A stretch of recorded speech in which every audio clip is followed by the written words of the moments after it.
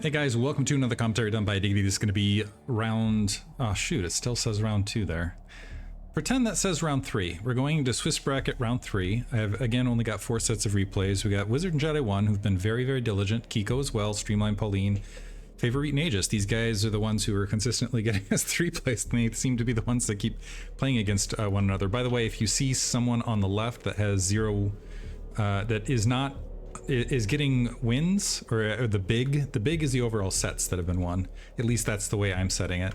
The wins minus losses is basically putting, it's like the next bit of the bracket of like who's determined at what stage, like who gets the higher seed when we move out of this. But sometimes wins are not scored because there was an opponent withdraw, and I think it's being registered as a -2, so I'm almost wondering if it counts as like double losses, as in it's not only not a win, it counts as 2 losses. Anyway, I'm doing my best as figuring all that out.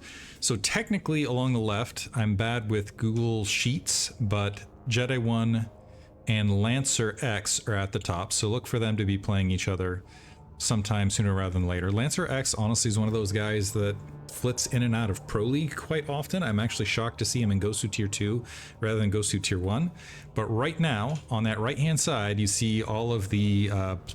we're going to go bottom up. We're going to go Favorit, Aegis, then Kiko, Ball, Streamline, Pauline, Wizard, Jedi 1, and start it off rather than talking about all the little bracket information as well. Get rid of the black screen and dive into it. Aegis, American Zerg, bottom right-hand corner, starting in the green, upper left-hand corner. We've got Favorit. It's kind of hard to tell with, this is the one color I don't like amongst the blue set. I like, it's stylish here, but if they only added, we gotta ask that one Blizzard intern, that one struggling Blizzard intern to add like a white border on this so we can better see the text amongst the player names. So this all being white is perfect, but that right there, impossible to tell. Apparently a low APM player, which I did not realize until this moment either, but it goes by Favorit, etc, etc. Tracy doing a bad job. What is... I guess this is going to be the series where I decide to like check out stuff, but look at this station. This is so dangerous too, because you got these gigantic cogs. If a guy walks up there, he could get sucked in by that thing, but you know, Brood War planet's not exactly your safest locations in the first place. Maybe they're more worried about impacting things in. Also the news scattered on the ground that war has been declared between Zerg and the Protoss on this planet.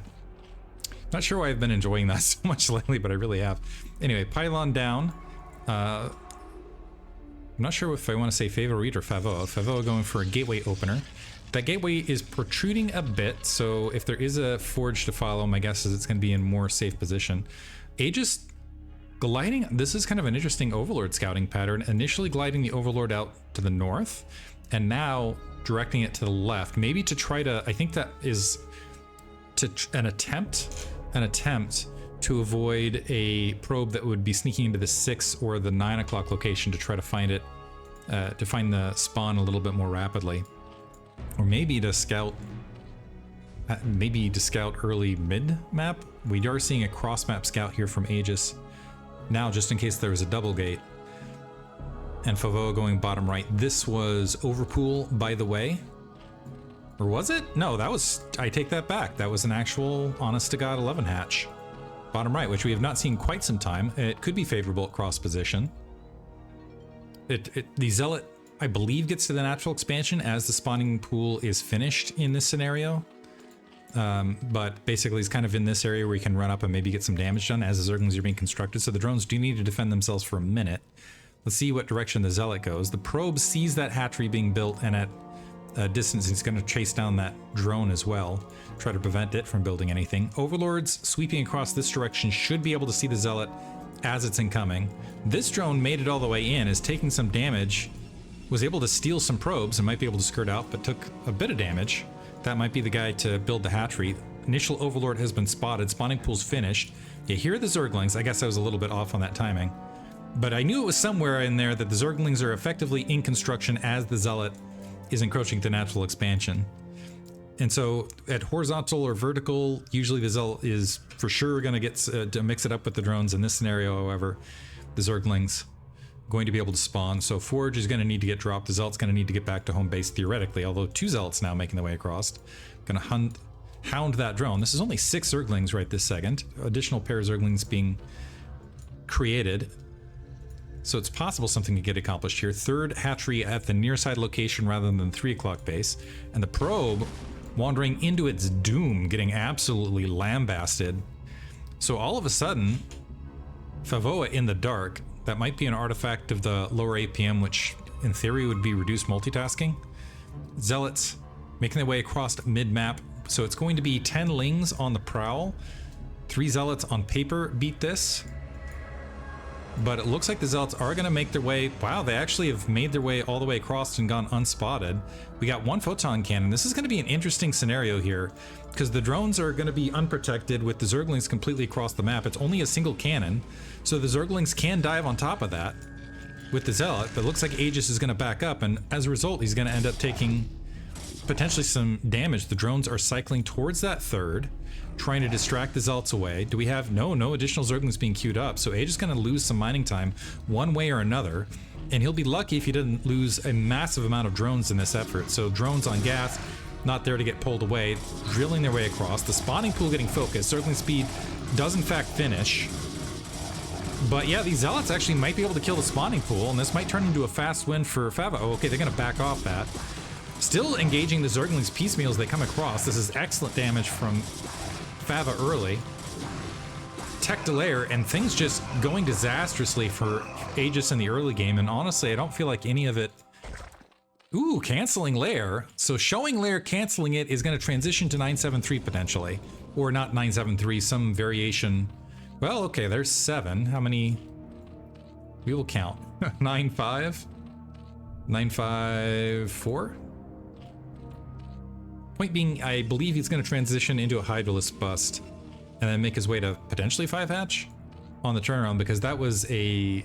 He's skipping layer altogether. He's still going to need some form of anti-air. The Zergling's taking some shots. That Zealot going deep. Favo taking some base damage on that Zealot. That Zealot's lucky to get back with his life. Overlord's... I do believe that Overlord's in position. He had a spot. That second assimilator dropping, which means he knows that it is very, very likely a Stargate opener with heavier tech behind this. Layer... Okay, I take it back. Layer was built at the 3 o'clock location. Sneaky, sneaky. And so that was odd. Showed a later layer tech than what was out there, but this is still...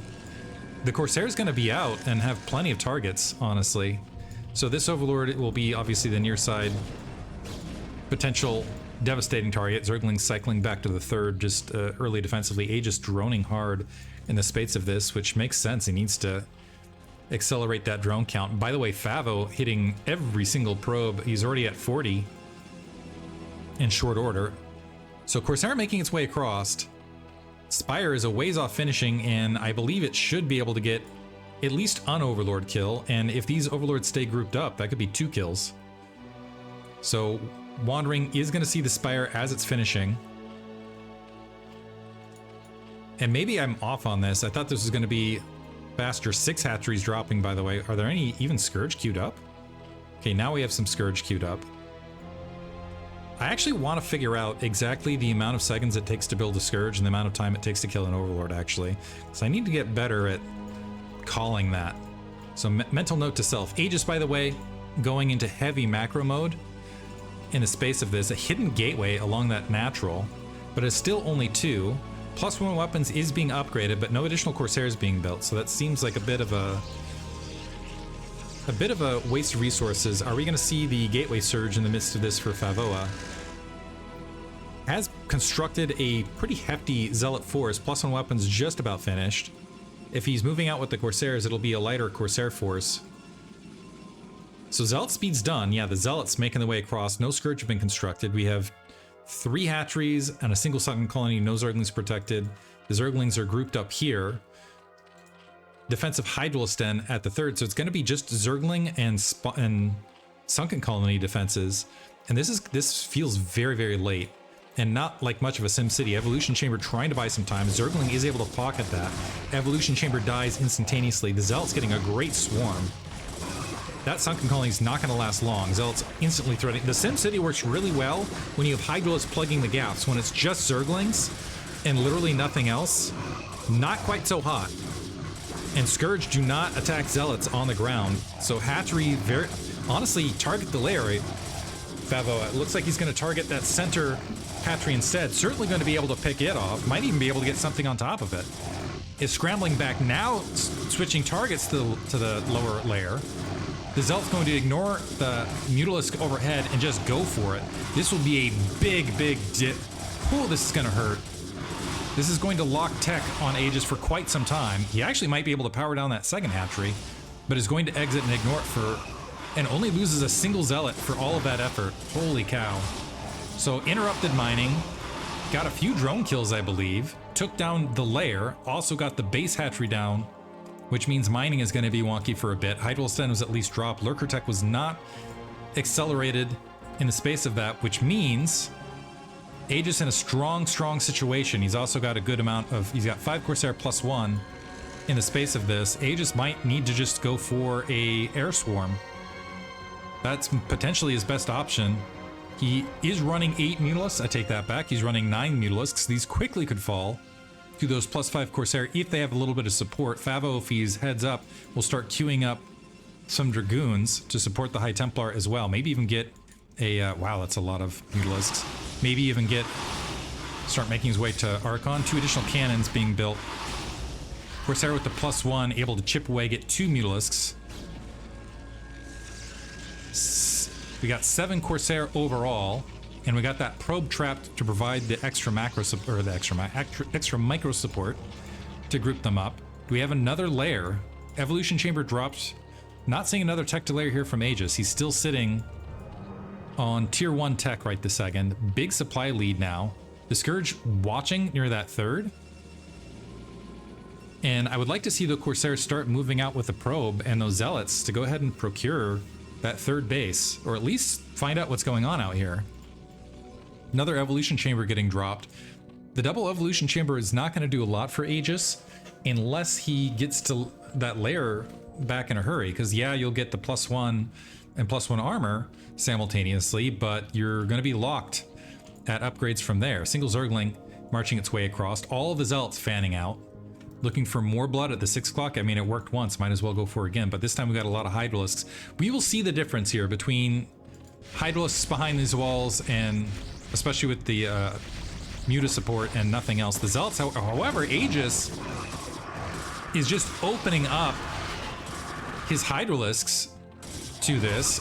Now going ahead and drawing back behind the SimCity, which will make this much, much stronger. And you can see where the Zealot's not getting as much accomplished. Yeah, with the SimCity, with the Hydralisks in the back of it. The Mutalisks are getting hunted down. The Corsairs having a bit of distraction. Is Psystorm upgraded? If Psystorm's upgraded, this is going to be beautiful. If it's not, maybe less so. Okay, got some drones. Ooh, another good one. A little bit late in the upgrade of all of it. And as I say all that, Aegis is going to defend it. He'll defend it. He's not losing hatcheries, but he's not defending it without taking some considerable damage. I'm going to credit that to the Psystorm more than anything, which is continuing to blanket things. Do we have any more Psystorm? Yeah, just get out of there. But 3 o'clock base was interrupted a bit. Aegis's supply is really, really hurting. Supply still solid for Favo, and some Overlords have lost their lives in the midst of all of this. We also have some Dragoons. Now that the Dragoons make their way to the 6 o'clock, I'm guessing that's going to be game. +1 weapons, +1 armor complete, by the way. Evolution Chamber is silent, so just there to provide clutter. Looks like +1 weapons going to be there alongside. I guess actually that's probably what this was here for, just to provide some clutter more than anything. Favo going to go ahead and grab, I'm going to say Favo just because that's easier to say, going to go ahead and grab his third. We have some Hydralisks making the way up for Aegis. This is at 62 supply. Sorry, 61 supply, which the Hydralisks will do okay here, but not now. They're just, yeah, too many.